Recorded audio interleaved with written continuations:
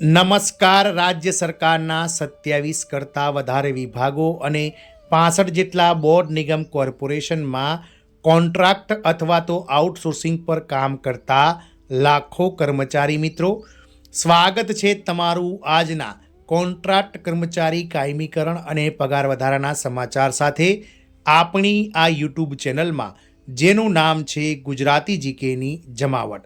તો આપ સૌ કર્મચારી મિત્રો માટે ગુજરાત રાજ્ય સરકારનું જે વર્ષ 2026-27નું પૂર્ણ કદનું બજેટ વિધાનસભામાં આગામી 18 ફેબ્રુઆરીએ જે રજૂ થવા જઈ રહ્યું છે, તે બજેટ આપ સૌ કર્મચારીઓ માટે ઐતિહાસિક ફેરફાર લઈને આવનાર છે. આપ સૌના જીવનમાં 18 ફેબ્રુઆરીનો દિવસ કદાચ સોનાના અક્ષરોમાં એટલે કે સુવર્ણ અક્ષરોમાં લખાઈ શકે છે, કારણ કે સરકાર દ્વારા રાજ્યમાં કોન્ટ્રાક્ટ આઉટસોર્સિંગ જે કર્મચારીઓ છે તેમના માટે ઐતિહાસિક ફેરફારની દિશામાં સરકાર જે છે તે પગલાં લઈ રહી છે, તેવા શુભ સંકેત પ્રાપ્ત થયા છે. જાણીશું આજના વિડીયોમાં વિગતવાર કે ગુજરાત રાજ્ય સરકાર બજેટ 2026-27માં આપ સૌ કર્મચારીઓના કાયમીકરણ, પગાર વધારા અને અન્ય લાભોને લઈ અને જે છેલ્લા 2 દાયકાઓથી લડત ચાલી રહી છે, દાયકાઓની લડત, તેમાં સરકાર દ્વારા શું ફેરફાર કરવામાં આવનાર છે અને કેમ આ બજેટ આપ સૌ કર્મચારી મિત્રો માટે ઐતિહાસિક બનનાર છે, તેના વિશે આજના વિડીયોમાં વિગતવાર ચર્ચા કરીશું. તો વિડીયોના અંત સુધી આપ બન્યા રહો. અને જો કોન્ટ્રાક્ટ કર્મચારી મિત્રો આપ અમારી ચેનલમાં પહેલી વાર વિડીયો જોતા હોય તો ચેનલને સબસ્ક્રાઈબ કરવાનું ભૂલશો નહીં. તો ગુજરાત રાજ્યમાં હાલમાં 27 વિભાગો, 65 જેટલા બોર્ડ નિગમ કોર્પોરેશનો અને વિવિધ સ્વાયત્ત સંસ્થાઓ, યુનિવર્સિટીઓમાં લાખો કોન્ટ્રાક્ટ કર્મચારીઓ અને આઉટસોર્સિંગ કર્મચારીઓ કામ કરી રહ્યા છે. તો આ વર્ષે બજેટમાં સરકાર દ્વારા આ કોન્ટ્રાક્ટ કર્મચારીઓ માટે ઐતિહાસિક ફેરફારની દિશામાં સરકાર જે છે તે શુભ સંકેત આપવા જઈ રહી છે. 27 વિભાગો, 65 જેટલા બોર્ડ નિગમ કોર્પોરેશનમાં કાર્યરત લાખો કર્મચારીઓ માટે કાયમીકરણ અને વેતન વધારાની આશા આ બજેટમાં સરકાર લઈને આવનાર છે. તો ગુજરાત રાજ્યની પ્રશાસનિક વ્યવસ્થામાં છેલ્લા 2 દાયકાથી કોન્ટ્રાક્ટ પદ્ધતિએ કર્મચારીઓની ભરતી એક સામાન્ય પ્રક્રિયા બની ગઈ છે. રાજ્યના વિવિધ 27થી વધુ વિભાગો, 65 જેટલા બોર્ડ નિગમ કોર્પોરેશનમાં લાખો કોન્ટ્રાક્ટ કર્મચારીઓ દિવસ રાત સરકારની યોજનાઓ, સેવાઓ અને વિકાસ કાર્યને આગળ ધપાવી રહ્યા છે. પરંતુ વર્ષો સુધી સતત સેવા આપ્યા છતાં ન તો તેમને કાયમી નોકરીનો દરજ્જો મળ્યો, ન તો યોગ્ય વેતન, સામાજિક સુરક્ષા કે પછી ભવિષ્યની નિશ્ચિતતા. આ સંજોગોમાં ગુજરાત રાજ્ય સરકાર દ્વારા આગામી બજેટમાં એટલે કે વર્ષ 2026-27ના 18 ફેબ્રુઆરીના રોજ રજૂ થનાર બજેટમાં કોન્ટ્રાક્ટ કર્મચારીઓના કાયમીકરણ અને વેતન વધારાને લઈ અને આપેલા શુભ સંકેતો લાખો કર્મચારીઓ માટે આશાનો દીવો એટલે કે આશાનું કિરણ બનીને આવ્યા છે. આ જાહેરાત માત્ર એક નીતિગત ફેરફાર નહીં, પરંતુ સામાજિક ન્યાય, કર્મચારીઓની પ્રતિષ્ઠા અને રાજ્યની કાર્યક્ષમતાને મજબૂત બનાવતી ઐતિહાસિક પહેલ સાબિત થઈ શકે છે. તો રાજ્યના 27 વિભાગોમાં કોન્ટ્રાક્ટ કર્મચારીઓની વ્યાપક ભૂમિકા.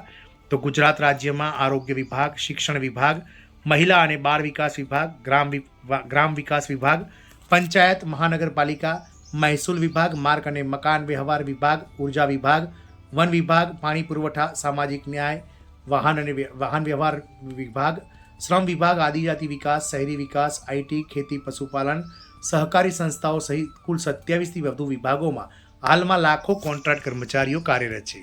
આ કર્મચારીઓમાં સામેલ છે ક્લાર્ક, ડેટા એન્ટ્રી ઓપરેટર, આરોગ્ય સહાયક, લેબ ટેકનિશિયન, શિક્ષણ ક્ષેત્રે વિદ્યા સહાયક, સહાયક સ્ટાફ, કહી શકાય કે હાલમાં જે ચાલી રહી છે જ્ઞાન સહાયક, આંગણવાડી, આશા વર્કર્સ, મિડ ડે મિલ કર્મચારીઓ એટલે કે મધ્યાહન ભોજન કર્મચારીઓ, પંચાયત અને શહેરી વિભાગના ફિલ્ડ સ્ટાફ, આઈટી અને ટેકનિકલ સપોર્ટ સ્ટાફ. આ તમામ કર્મચારીઓ સરકારની નીતિઓને અને યોજનાઓને જમીન લેવલે એટલે કે ગ્રાઉન્ડ સ્તર પર અમલમાં મૂકવાનું મહત્વપૂર્ણ કાર્ય કરે છે. છતાં તેઓને કોન્ટ્રાક્ટ આધારિત હોવાથી અસ્થિરતા, ઓછી આવક અને ભવિષ્ય અંગે અનિશ્ચિતતા ભોગવવી પડે છે. વર્ષો જૂની માંગ, કાયમીકરણ અને વેતન વધારો. કોન્ટ્રાક્ટ કર્મચારીઓ છેલ્લા ઘણા વર્ષોથી સતત એક જ માંગ સાથે અવાજ ઉઠાવી રહ્યા છે. સમાન કામ માટે સમાન વેતન, નોકરીની સુરક્ષા અને સામાજિક ગૌરવ. કેટલાક કર્મચારીઓ તો 10થી 15 વર્ષ સુધી સતત સેવા આપી રહ્યા છે, એટલે કે 15 વર્ષ કરતાં પણ વધારે સમયથી સેવા આપી રહ્યા છે. સરકારની તમામ જવાબદારીઓ ભરી રહ્યા છે, પરંતુ તેમ છતાં તેમને પેન્શન નથી મળી રહ્યું, નિવૃત્તિ સમયે ગ્રેજ્યુટી નથી મળવાની, ભવિષ્ય નિધિ યોજના એટલે કે પીએફ નથી મળી રહ્યો, મેડિકલ સુવિધાઓ જે છે તેમના માટે સીમિત છે, વાર્ષિક પગાર વધારો અનિશ્ચિત છે. આ સ્થિતિ કર્મચારીઓના મનોબળ પર પ્રતિકૂળ અસર કરતી રહી છે. પરિણામે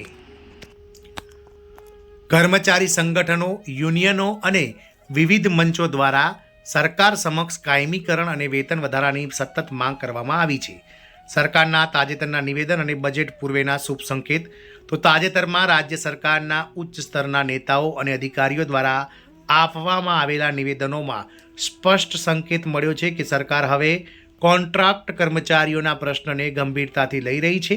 આગામી બજેટને લઈને થયેલી બેઠકો, ચર્ચાઓ અને નીતિગત સંકેતો પરથી નીચે મુજબની શક્યતાઓ ઊભી થઈ રહી છે. જેમાં પહેલી શક્યતા છે લાંબા સમયથી સેવા આપતા કોન્ટ્રાક્ટ કર્મચારીઓના તબક્કાવાર કાયમીકરણની યોજના. તો સૌથી પહેલાં 10 વર્ષ કે તેથી વધુ સમયથી જે કર્મચારીઓ કોન્ટ્રાક્ટ અથવા આઉટસોર્સિંગ પર કામ કરી રહ્યા છે તેમને કાયમી કરવામાં આવશે ને ત્યારબાદ ક્રમશઃ આ સમયગાળો ઘટતા જે કર્મચારીઓ છે તેમને કાયમી કરાશે. કોન્ટ્રાક્ટ કર્મચારીઓ માટે નવું વેતન માળખું, માનદ વેતનમાં નોંધપાત્ર વધારો કરવામાં આવી શકે છે. સામાજિક સુરક્ષા યોજનાઓ સાથે જોડાણ, કર્મચારીઓના અનુભવ અને લાયકાતના આધારે ગ્રેડ નિર્ધારણ. આ સંકેતોને કારણે રાજ્યભરના લાખો કર્મચારીઓમાં આશા અને ઉત્સાહનો માહોલ સર્જાયો છે. વેતન વધારાની સંભાવનાઓ અને આર્થિક અસર. જો સરકાર બજેટમાં કોન્ટ્રાક્ટ કર્મચારીઓના વેતન વધારાની જાહેરાત કરે છે તો તેની સીધી અસર રાજ્યની અર્થવ્યવસ્થા પર પણ જોવા મળશે. કર્મચારીઓની આવક વધતા ખરીદ શક્તિમાં વધારો થશે. સ્થાનિક બજાર અને વેપારમાં ગતિ મળશે. ગરીબી અને આર્થિક અસમાનતામાં ઘટાડો થશે. કર્મચારીઓનું મનોબળ અને કાર્યક્ષમતા વધશે.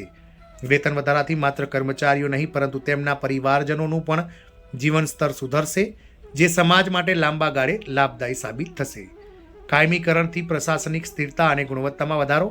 તો કોન્ટ્રાક્ટ કર્મચારીઓને કાયમી કરવાથી સરકારને પણ અનેક લાભ થશે, જેમાં પ્રશાસનમાં સ્થિરતા, અનુભવ ધરાવતા કર્મચારીઓની સેવાઓ લાંબા ગાળે ઉપલબ્ધ, તાલીમ પર ખર્ચમાં ઘટાડો, જવાબદારી અને પ્રતિબદ્ધતા વધશે.